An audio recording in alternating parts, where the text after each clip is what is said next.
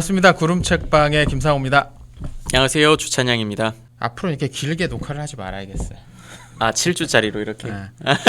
길어 한 4주 내지 5주 정도로. 뭐 책이 너무 두꺼우면 어쩔 수 없겠지만 이거 보시는 분들도 뭐 좀 어려움이 있지 않을까라는 생각이 들어요. 자, 여튼 오늘 마지막 장 7장을 같이 읽어볼 겁니다. 이 7장의 제목은 탄식의 행렬이라는 제목이 붙어 있습니다. 처음 페이지를 보면은 이 로마서 8장 22절에 모든 피조물이 탄식한다라는 표현을 가지고서 이 탄식은 해산의 고통을 통해 새로움에 이르기 위한 고투의 탄식이다 라고 이야기를 합니다. 그러니까 그 로마서 본문을 읽어보면 그 모든 피조물들이 다 함께 고통하고 탄식하면서 하나님의 아들들이 나타나 구원에 이르기를 기다리고 있다라는 내용이 실려 있거든요. 그러니까 이것과 지금 우리가 겪고 있는 이 코로나 상황을 연결시켜서 아마도 이 저자는 이 상황이 새로운 재탄생, 새로운 탄생을 어떤 준비하는 그런 해산의 과정일 수도 있겠다라는 예측을 조심스럽게 하고 있는 거죠. 이제 이 학자가 구약학자다 보니까 이사야서의 말씀도 연결지어서 이렇게 적는 표현이 나옵니다. 이사야 42장에 나오는 이야기들을 이제 얘기를 하면서 이 비유에 따르면 새로움은 결코 안락한 것이 아니다. 그것은 출산이라는 고투를 통해 오며 이 과정에서 그 고투는 죽음의 고통으로 오인될 수도 있다. 그러니까 이 고통이 굉장히 심각하다는 거죠. 그래서 죽는 것처럼 이제 다 끝이다라는 생각이 들 것처럼 그런 생각이 들 정도라는 거죠. 이 고통이라는 것이. 이어서 나오는 내용은 이제 거의 죽음과 같은 고통 또는 죽음과 비슷한 고통으로서 아벨의 죽음, 그 다음에 출애굽 당시에 이스라엘의 고통, 그리고 욥의 고통, 이런 고통들을 이야기하고 있는 것 같습니다. 사실 고통, 탄식 이런 단어들을 생각을 하면은 부정적인 이미지가 강하잖아요. 그러다 보니까 이런 부정적인 이미지는 현대 사회에서 앞으로 나아가는 이미지랑은 조금 다른 것 같아요. 요즘은 이렇게 뭘 한다고 해도 창의적이고 긍정적이고 밝고 이런 에너지들 속에서 이제 미래로 나아간다고 이야기하잖아요. 근데 지금 이 저자는 탄식 속에서 슬픔, 고통, 앞서 말했던 해산의 고통, 그런 고통 속에서 새로움을 찾는다고 하니까 C.S. 루이스가 고통의 문제라는 책에서 했던 이야기가 좀 도움이 될 것 같은데, 루이스는 왜 고통이 우리 가운데 이렇게 있는가, 고통이야말로 우리를 하나님께로 돌릴 수 있는 메가폰이다, 그렇게 이야기를 하거든요. 큰 소리로 돌아가야 한다는 것을 강력하게 보여주는. 생각해보면 우리도 언제 기도하고 언제 하나님께 매달리느냐, 이 고통스러울 때 매달리게 되거든요. 나 혼자 어떻게 할 수 없을 것 같을 때, 뭐 쫄딱 망하고 실패하고 뭐 잘리고 굶고 뭐 이런 괴로운 상황 가운데 처했을 때 하나님께 간절히 매달리지, 평온할 때 그렇게 하지는 않거든요. 사실 역사를 보면, 이스라엘 역사를 보면 다른 민족에 의해서 지배를 받을 때 크게 발전을 해요. 유대교 신학과 신앙이 관련된 내용들이. 신학과 신앙이 예를 들어 바벨론 포로기 가운데서 바벨론은 유대 문화의 중심지 가운데 하나가 됐어요. 그 이후로 유대인들 역사 가운데 두 개 주요한 그 탈무드의 출처가 하나가 예루살렘 탈무드고 하나가 바벨론 탈무드란 말이죠. 여러 군데서 유대인들이 핍박을 받고 고난을 받을 때에 그 가운데서 독특한 어떤 신앙적 전통들이 이제 만들어지고 또 오히려 더 굳세지는. 근데 반대로 이 사람들이 독립국가를 이루고 있을 때는 항상 타락해가는 이야기만 나오거든요. 구약성경만 봐도. 평안할 때. 그러니까 그런 차원에서 고통이 하나님을 새롭게 보게 만들고 그 가운데서 새로운 삶을 시작하는, 여기서 무슨 해산이나 잉태의 기능을 하는 어떤 그런 역사들이 있다라는 설명은 그럴 법하다라는 생각이 좀 들었습니다. 조금 어렵게 느껴질 수도 있지만 여기 이런 얘기가 있어요. 하나님 편에서 보면 새 창조는 하나님이 선택하시는 대로 올 것이다. 그러나 새 창조의 도래에는 새로움의 탄식을 인간의 편에서 숙고해보라고 요구하는 윤리적 열정이 있다. 옛 것에서 새로운 곳으로 이동할 때는 이거는 내 주도로 그렇게 되는 게 아니고 나도 거기에 이렇게 휩쓸려 가게 되거든요. 그럼 여기 책의 표현대로 통제의 상실이라는 당혹스러움을 수반하게 되는데 이 포기와 양도를 통해서 이것이 오늘날 우리에게는 매우 거북하게 들린다라고 이야기를 합니다. 아까 처음에 이야기했던 것처럼 오늘날에는 뭔가 잘 되는 이야기들, 좀 밝은 이야기, 희망찬 이야기 그런 것을 통해서 앞으로 나아가자 뭐 이런 얘기들이 많은데 맞아요. 근데 성경의 관점에서 봐도 그렇지 않은 부분이 참 많다는 거죠. 이 문제, 이 표현이 좋은 거예요. 이 통제의 상실이라는 당혹스러움. 우리 많은 사람들이 이 모든 것을 내가 통제해야만 마음이 놓이는 그런 상태인 것 같아요. 내가 예측해야 되고 내가 예상하고 내가 준비하고 계획한 대로 뭐가 돼야만 안심이 되는, 비로소 안심이 되는 그런 상황인 것 같아요. 우리들이. 사실 새로운 것 그리고 예상 외에 좀 불안하지 않나요?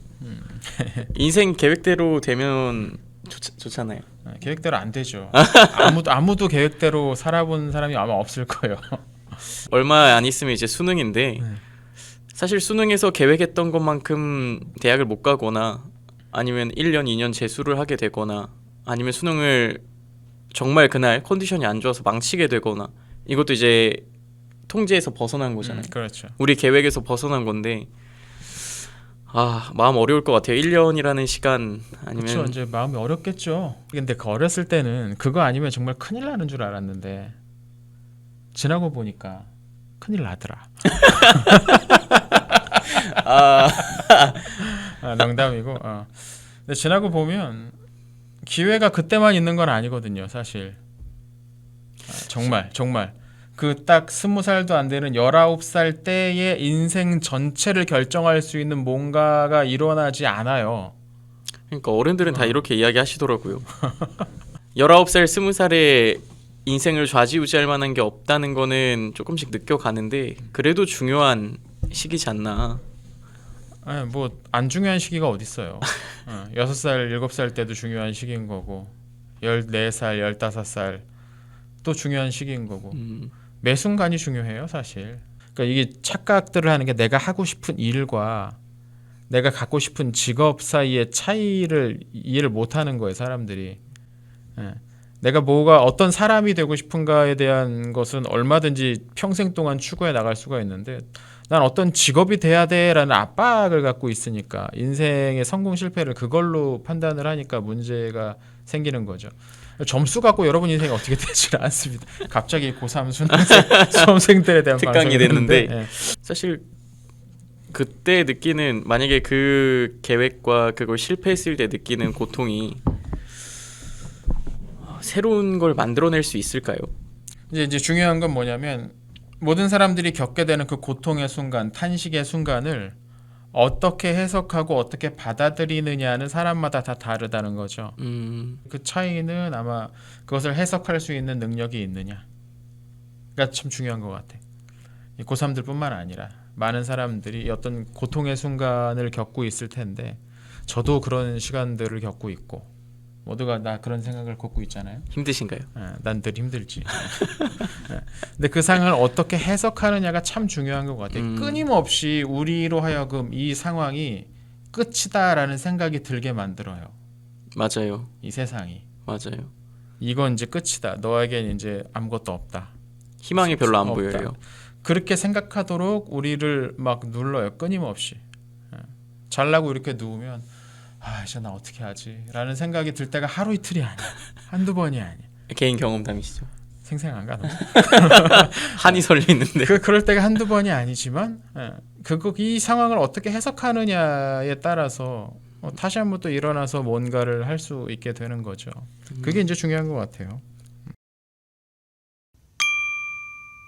이제 보면은 흥미로운 두 개 소제목이 나와요. 미래 없는 탄식과 탄식 없는 미래라는 두 개의 소항목들이 나오는데 이런 표현이 나옵니다. 나는 미래 없는 탄식을 상상할 수 있다. 그것은 새로운 선물도 없고 새 창조도 없는 포기에 불과하다. 미래 없는 탄식이란 그냥 포기하는 것에 불과하다. 요새 이제 젊은 친구들 중에 이런 마음 품는 사람 많은 것 같아요. 맞아요. 요새 뉴스만 봐도 영끌이라고 하잖아요. 영끌. 영끌? 제 영끌 젊은 못 세대가 들어봤어요. 아닌가? 영혼까지 끌어올려서 아, 뭐에 몰빵을 하는 거야. 아, 요새 영혼까지 끌어올려서 주식에 몰빵을 하고 빚내서 한 방이네요. 영끌해서 부동산에 투자하고. 넣고 음, 맨날 이야기하는 무슨 코인에 투자하고 뭐 아, 그쵸. 이렇게 하는 거예요. 근데 왜 그러냐? 희망이 없으니까. 음, 미래에 아무런 희망이 없. 내가 지금 이 상태로 가면 어떻게 되겠지라는 희망이 아예 안 생기니까 한탕 하겠다는 거예요. 그게 이제 여기서 말하는 미래 없는 탄식에서 나오는 일들이 아닌가 싶어요. 보면 옆에서 보면 너무 안타까워요. 미래 없는 탄식 마지막 문단에 네. 이제 이런 이야기도 합니다. 오히려 신앙인들은 너무나 낙관적이어서 새 창조를 쉽게 말한다. 이거를 미래 없는 탄식 안에 포함시키더라고요. 그러니까 있다고 말은 하지만 믿지 않는 그런 느낌으로 받아들였습니다.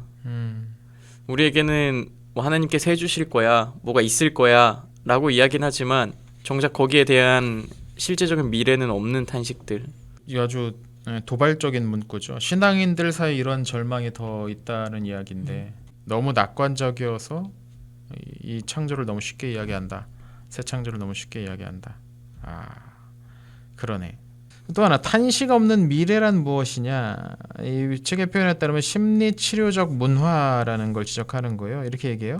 심리 치료적 문화 안에서 현실은 지나치게 빨리 오락으로 축소되며 언제든 탄식을 지울 준비가 되어 있다.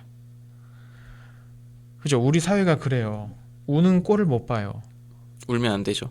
이런 거는 영화나 드라마 속에서 잠시 등장해야 되는 거예요. 생각해봐요. 예능 프로에서 누가 울어요? 웃겨서 우는 거 빼고 못 봤습니다. 휴먼 감동 뭐 이런 걸 표방하는 방송에서는 물론 이제 울고 가슴 아픈 사연을 고백하고 뭐 이런 것들이 있죠. 근데 어떻게 마무리되냐면 잘 될 거야라는 메시지로 금방 넘어가거든요. 맞아요. 엔딩에서는. 금방 넘어가. 너무 그 전환이 너무 빨라. 여기서 말하는 이 심리 치료적 문화가 바로 그런 것들이죠.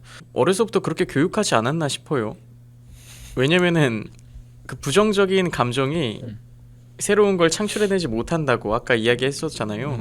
그러다 보니까 우는 거, 슬퍼하는 거, 깊이 고민하는 거 이런 것들에 대해서는 사실 되게 하면 안 되는 것들로 인식하지 않나. 근데 교회 설교나 예배 가운데서도 그런 식의 메시지들이 많이 나오는 것 같아. 생각해 보니까 드라마와 같이 빠른 전환. 웃는 이야기로 끝나야 되고 희망차고 활기찬 소망을 주는 그런 이야기로 끝나야 되는 모든 게 그렇게 끝나야만 될 것 같은 생각이 퍼져 있는 것 같아요. 빨리 희망으로 전환되기를 바래요. 예배 시간에도. 예를 들어 누가 이제 어떤 회개를 촉구하는 메시지를 전달했다고 하더라도 끝날 땐 항상 그러면 하나님께서 복 주실 거라고 끝나야 돼. 빨리 복 주는 얘기로 넘어가야 될 것 같아. 그래야 안심하고 집에 돌아가네. 그렇게 회개합시다 하고 끝나는 설교는 못 들어본 것 같아요. 탄식이 없어져 버린 예배, 탄식이 없어져 버린 설교. 요것도 문제가 있겠다라는 생각이 문득 드네요. 뒤에 보면 우리에게 두 가지 습성이 있다. 한편으론 실패한 창조 세계를 인정하면서도 탄식하기를 거부하는 부인이다. 다른 한편으로 탄식 이후에 새로움을 기대하지 않는 절망이다. 이 두 가지 습성은 새로움을 불가능하게 한다. 라고 이야기를 합니다. 우리에게 가장 큰 문제는 탄식이 없다는 것, 그리고 탄식에서 빠져나오지 못한다는 것. 이 두 가지는 서로 모순돼 보이는 행동 같은데, 근데 이것이 동시에 나타나고 있다는 게 재미있는 부분입니다. 어느 한쪽은 아예 탄식에 빠져서 영혼까지 연결을 하고 있고, 또 어느 한쪽에서는 그것을 애써 부인하면서 탄식 같은 걸 하면 안 돼라고 애써서 또 위장하고 있고. 근데 둘 다 우울한 거지 사실. 이 둘 다 우울한 맞아요. 쪽이죠. 이 사람도 우울하고 저 사람도 우울한 상황인 거예요. 해산의 고통이라는 게 이 장 전체에서 가장 중요한 포인트인 것 같아요. 해산의 고통. 지금 우리가 겪고 있는 이 고통은 해산의 고통이다. 출산의 기쁨을 앞에 두고 있다라는 걸 기억을 해야 되는 거고. 근데 그렇다고 해서 고통을 피하려고 하면 출산에 이를 수 없다는 것. 그 두 가지를 좀 잘 기억을 해야죠. 교회가 이 부분에 있어서 좀 균형을 잘 잡고 바른 메시지를 낼 수 있었으면 좋겠습니다. 우리는 조금 한 발 더 나아갔으면 좋겠다는 생각이 들었어요. 이제 모두가 다 탄식하고 있으면 우울하고 이제 볼 거 없고 절망밖에 안 드는데 서로가 깊은 탄식 속에서도 위로하고 서로가 서로를 위로하면서 소망을 찾는 그러한 모습이 되면 어떨까 그런 생각을 해봤습니다. 교회가 그렇게 해줘야죠. 자, 이렇게 7주에 걸쳐서 우리 다시 춤추기 시작할 때까지라는 책을 같이 읽어봤습니다. 어렵네요. 어려워요? 7주간 끝내고 보니까 어렵네요.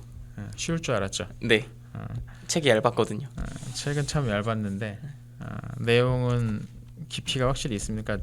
아마 첫 시간에 얘기했을 거야. 아마 이 월터 브루그만이 책 쉽게 쓰는 사람이 아닙니다. 제가 당했어요. 처음에 찍을 때 목사님이 얇으니까 이러면서 시작했는데 책 쉽게 쓰는 사람이 아니었어. 당했습니다. 작지만 생각할 거리들을 많이 던져주는 그런 책입니다. 여러분도 기회가 되시면 한번 좀 읽어보셨으면 어떨까라는 생각이 드네요. 이벤트 하나, 제가 봤던 이 책을 선물로 드리겠습니다. 댓글 이 첫 번째 영상부터 이제 쭉 보시고 전체 영상을 보시고 좋은 소감의 댓글을 남겨주신 분들에게 뽑아서 한 분에게 이 책을 그대로 제가 택배 봉투에 담아서 보내드리겠습니다. 여러분 사인해 주시나요? 사인은 뭐 내 책도 아닌데 사인을 해주시고 여러분 많은 참여 바라고요. 지금까지 시청해 주셔서 감사합니다. 감사합니다.